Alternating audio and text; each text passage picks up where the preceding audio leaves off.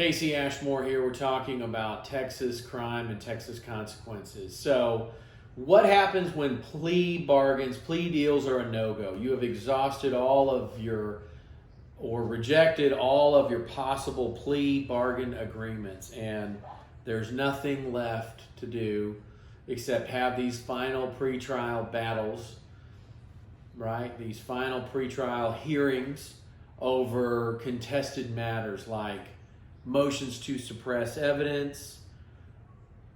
Was the stop good? Is the stop righteous such that there was or was not probable cause that led to extending the detention for a reasonable period, leading to further investigation and then ultimately some sort of a search or some sort of a arrest, right? A detention and then an arrest.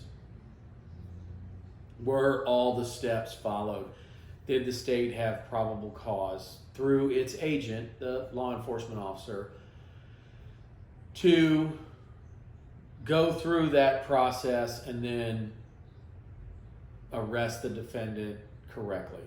And those battles are had usually at the end of plea negotiations. So, this process is designed to actually be pretty quick because we do have a guaranteed right to a speedy trial, and speedy trial can be a lot of things in the state of Texas, and it's usually anything but speedy. But time is rarely your friend in this situation. Time is rarely because you do need a moment to get into the facts.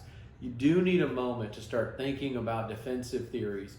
And while extended delays, things caused by the COVID pandemic, those delays really extend out the trial process. But the fact of the matter is that allows for the opportunity to dig into these facts, to sharpen the saw, to prepare for the battle to come with the state prosecutor's office over these matters that need to be heard before a judge and panels of jury, like suppression of evidence issues, like, Judge, I need to know what expert witnesses they intend to call at trial. Judge, I need to know if there are informants that they're going to call at trial. Judge, I need to know what evidence of my other wrongdoings and bad acts is going to be presented at trial. These are the things that you must ask and get rulings on. It's critical that you must ask for them and get rulings on them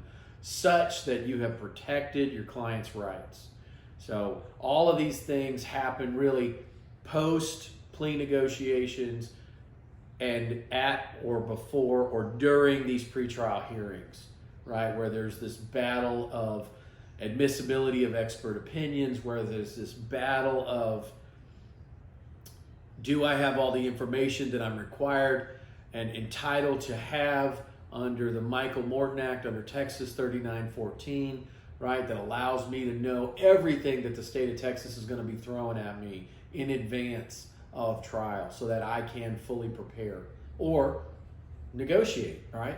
So that's what happens usually at the conclusion of the plea negotiation process, is these final pretrial steps. And then the only step after that is the trial process. And that one is so significant, we're gonna make that its own segment. Thank you so much for watching. Please like, subscribe, and share. Questions or comments are welcome on any social media video platform you see this on, and more on the jury trial process as it pertains to Texas crime and consequences in the studio coming up next.